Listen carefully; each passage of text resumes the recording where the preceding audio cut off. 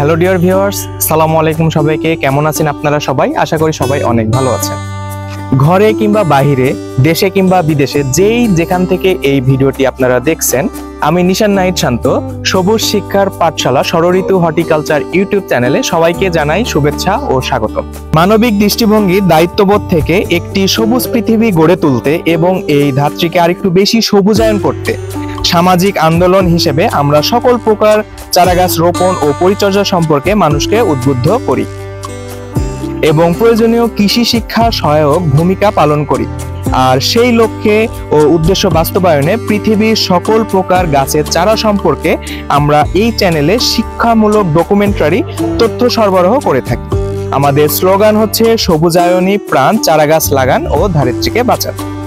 নতুন নতুন গাছের চারা সম্পর্কে বিস্তারিত জানতে, সবুজ শিক্ষার আপডেট তথ্য পেতে পাশে থেকে বেল আইকনটি চেপে দিন। আমাদের চ্যানেলটি প্লিজ সাবস্ক্রাইব করে রাখুন, আমাদের পাশেই থাকুন।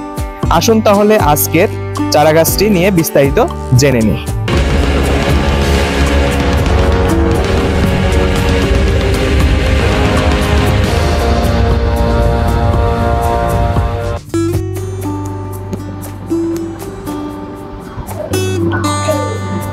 আজকে আমাদের আলোচনার বিষয় হলো বিশেষ একটি বিলুপ্ত প্রায় গাছ, কামদেব।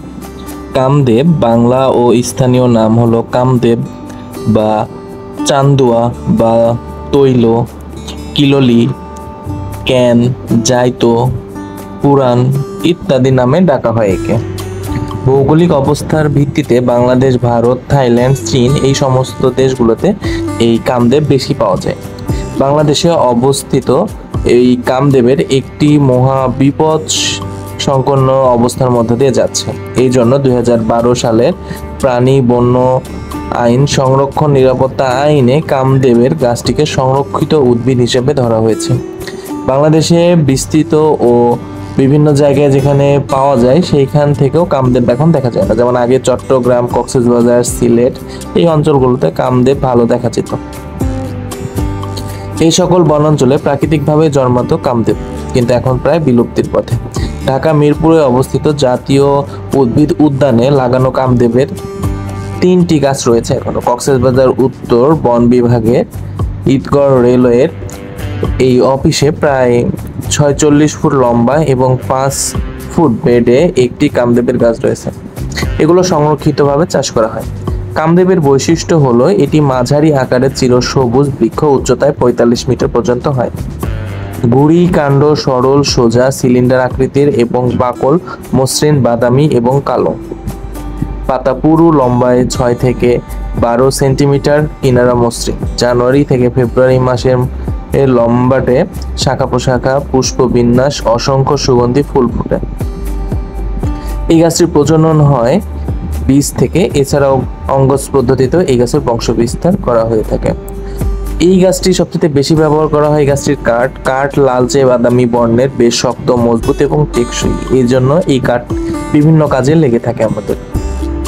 নৌকা ও জাহাজের বিভিন্ন আসবাবপত্র তৈরিতে বা ঘরের ফার্নিচার তৈরিতে এই কাঠটি অনেক প্রয়োজনীয় একটি কাঠ। এছাড়াও সমুদ্র উপকূলীয় এলাকায় ঘাটের ব্রিজ তৈরিতেও এই কাঠটি ব্যবহার করা হয়।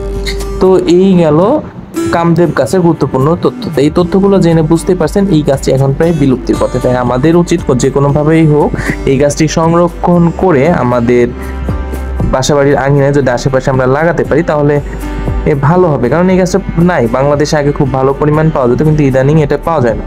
সেজন্য 2012 সালের বন্য প্রাণী সংরক্ষণ নিরাপত্তা আইনে এটাকে সংরক্ষিত ঘোষণা করা হয়েছে। আর এই গাছের অনেক উপকারিতার দিকও আছে, যেমন এই গাছের কাঠ অনেক দামি একটি কাঠ। তো আমার মনে হয় এই গাছটি বাংলাদেশে যেহেতু নাই, তাই আমাদের সবারই উচিত এই গাছটির কোনোভাবে সংগ্রহ করতে পারলে অবশ্যই সেটিকে নিজের বাসাবাড়ির আঙিনায় রোপণ করা। তো এই ছিল কামদেব নিয়ে বিস্তারিত। এতক্ষণ আমাদের সাথে থাকার জন্য সবাইকে অসংখ্য ধন্যবাদ। প্রিয় ভিউয়ার্স, এতক্ষণ আমাদের সাথে থেকে ভিডিওটি দেখার জন্য আপনাদের সবাইকে অসংখ্য ধন্যবাদ। আমাদেরকে এইভাবে সাপোর্ট করে যাবেন, আমাদের ভিডিওটি দেখবেন, আমাদের ভিডিওটি শেয়ার করবেন, কারণ আমাদের উদ্দেশ্য হলো পৃথিবীকে আরেকটু সবুজায়নে সাহায্য করা। আপনার একটি শেয়ারের মাধ্যমে এই ভিডিও অন্য কারো কাছে পৌঁছে গেলে তারাও গাছ লাগানোর জন্য একটু উদ্বুদ্ধ হবে। তো আমাদের উদ্দেশ্যই হলো পৃথিবীকে একটু সবুজায়নে সাহায্য করা। তা আপনারা আমাদের এই উদ্দেশ্য বাস্তবায়নে একটু আমাদের সাহায্য করবেন। আর এতক্ষণ সবাই আমাদের সাথে থাকার জন্য সবাইকে জানাই অনেক শুভেচ্ছা। ভালো থাকবেন সবাই। নতুন ভিডিও আসা পর্যন্ত আমাদের সাথেই থাকবেন। অসংখ্য ধন্যবাদ। সালামু আলাইকুম।